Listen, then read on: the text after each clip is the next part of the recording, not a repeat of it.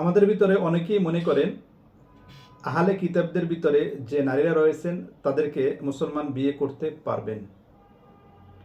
তারা রেফারেন্স হিসাবে এই আয়াতকে দেখে থাকেন, অর্থাৎ সূরা মায়েদার ৫ নম্বর আয়াতকে দেখে থাকেন, যেখানে আল্লাহ তাআলা বলেন, সূরা মায়েদার ৫ নম্বর আয়াত আল্লাহ তাআলা বলেন, আল মুহসানাতু মিনাল মুমিনাতি আল মুহসানাতু মিনাল্লাযীনা উতুল কিতাবা মিন ক্বাবলিকুম,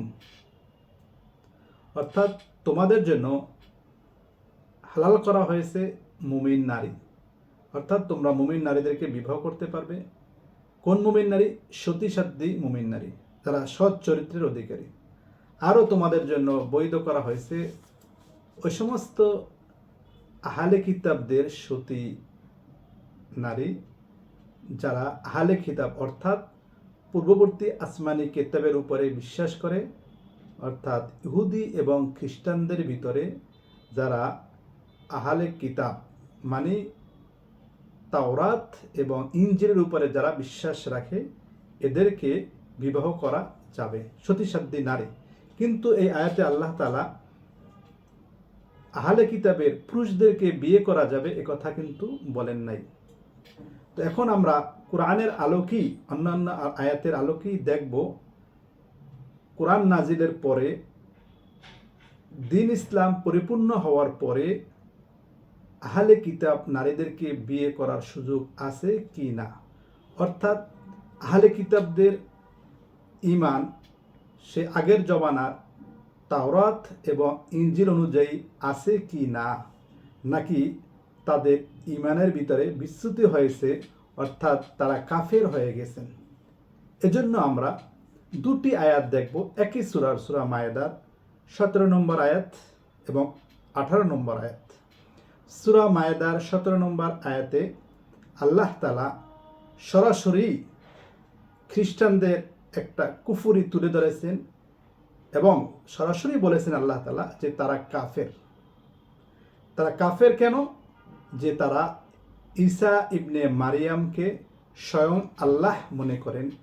সেখানে আল্লাহ তাআলা বলেন যে আল্লাহ তাআলা এই আয়াতের ভিতরে উল্লেখ করতেছেন যে লাকাদ কাফারাল্লাযীনা ক্বালু ইন্নাল্লাহা হুয়াল মাসীহু ইবনু মারইয়াম। আল্লাহ তাআলা বলেছেন লাকাদ কাফারাল্লাযীনা ক্বালু, তারা কাফের।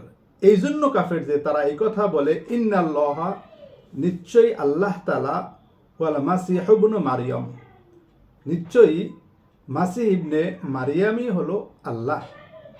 তো এটা সরাসরি কুফরি কথা, এবং এই কথা বলার কারণে আল্লাহ তাআলা তাদেরকে কাফের হিসাবে ঘোষণা করে দিলেন। তো বোঝা যায় এই আয়াতের আলোকে তারা সত্যিকার অর্থে আহলে কিতাব নয়। যারা এখন বর্তমানে আছেন তারা সে আগের কিতাবের উপরে বিশ্বাসী নয়। তারা আল্লাহ তাআলার সাথে বেয়াদবি এবং আল্লাহ তাআলার সমকক্ষ অপরকে ঈসা ইবনে মারিয়ামকে সরাসরি আল্লাহ তাআলাই মনে করে থাকেন।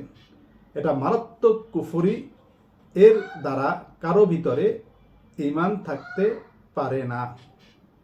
এরপরে সূরা মায়েদার 18 নম্বর আয়াতে আমরা দেখব, সেখানে আল্লাহ তাআলা ইহুদি এবং খ্রিস্টান উভয়ের ব্যাপারেই আল্লাহ তাআলা ঘোষণা করেছেন যে তাদের চিন্তা ভাবনা অত্যন্ত ভ্রান্ত এবং তারা শাস্তির উপযুক্ত। আল্লাহ তাআলা তাদের কথাকে সূরা মায়েদার 18 নম্বর আয়াতে এভাবে তুলে ধরেছেন, ওয়াকালাতিল ইয়াহুদ ওয়ান নাসারা নাহনু আবনাউ আল্লাহ ওয়া হিব্বাউহু, যে ইহুদি এবং নাসারাদের ভিতরে বলে থাকে কিছু লোক যে আমরা হলাম আল্লাহ তাআলার পুত্র এবং প্রিয় পাত্র। তো তারা নিজেদেরকে আল্লাহ তাআলার পুত্র সাব্যস্ত করতেছেন, আল্লাহ পাকের উপরে মিথ্যা তহমত দিতেছেন। তো এর দ্বারা তারা আল্লাহ তাআলাকে মিথ্যা অপবাদ দেওয়ার কারণে তারা তাদের ধর্ম থেকে বের হয়ে গেছেন। আর তারা সাব্যস্ত করতেছেন তারা আল্লাহ পাকের প্রিয় পাত্র। আল্লাহ তাআলার উপরে মিথ্যা অপবাদ দেওয়ার পরেও তারা তাদেরকে আল্লাহর প্রিয় পাত্র ভাবতেছেন। অথচ আল্লাহ সুবহানাহু ওয়া তাআলা সূরা ইখলাসের মাধ্যমে জানিয়ে দিয়েছেন যে কুল হুয়াল্লাহু আহাদ আল্লাহুস সামাদ লাম ইয়ালিদ ওয়া লাম ইউলাদ, তিনি কারো পিতা নন, অন্য কেউ তারও পিতা নয়। তো এত বড় কুফরি করার পরেও কেউ সত্যিকারে কোনো আসমানি কিতাবের উপরে প্রতিষ্ঠিত থাকতে পারে না, কেউ কোনো নবী বা রসুলের অনুসারী সত্যিকারের অনুসারী হতে পারে না। তো এই আয়াতের আলোকে আমরা দেখতে পাই যে বর্তমান জামানায় যারা দাবি করে যে আমরা আহলে কিতাব তাওরাত বা ইনজিলের অনুসারী, যে তারা আসলে আহলে কিতাব নয়, তারা প্রকৃতপক্ষে তাওরাত বা ইনজিলের অনুসারী নয়, তারা সেখান থেকে বের হয়ে গেছে, তাদের আকীদা বিশ্বাসের ভিতরে কুফরি প্রবেশ করেছে, তাদের বিশ্বাসের ভিতরে শিরক প্রবেশ করেছে। তো এই জন্য তাদের ঈমান গ্রহণযোগ্য নয়। এই জন্য বর্তমান জমানায়ও ইহুদি খ্রিস্টান নারীদেরকে বিবাহ করা বৈধ নয়। এই বিবাহ যদি কেউ করেও থাকে তাহলে বৈধ হবে না। তাদের থেকে যে সন্তান আসবে সে সন্তানও বৈধ বলে বিবেচিত হবে না। এই সন্তান পিতার কোনো সম্পত্তির অংশ পাবে না, বরং ওই সন্তান অবৈধ সন্তান হিসেবে বিবেচিত হবে। যে ব্যক্তি এই বিবাহ করবে সারা জীবন সে জেনার গুনাহ বহন করবে, তাকে পরকালে কঠিন শাস্তি পেতে হবে। এজন্য আমরা বর্তমান জামানায় ইহুদি খ্রিস্টানদের নারীরা যতক্ষণ পর্যন্ত মুসলমান না হয় ততক্ষণ পর্যন্ত আমরা তাদেরকে বিবাহ করা থেকে বিরত থাকব। আল্লাহ পাক আমাদেরকে কোরআনের আয়াতের উপরে আমল করার তৌফিক দান করেন।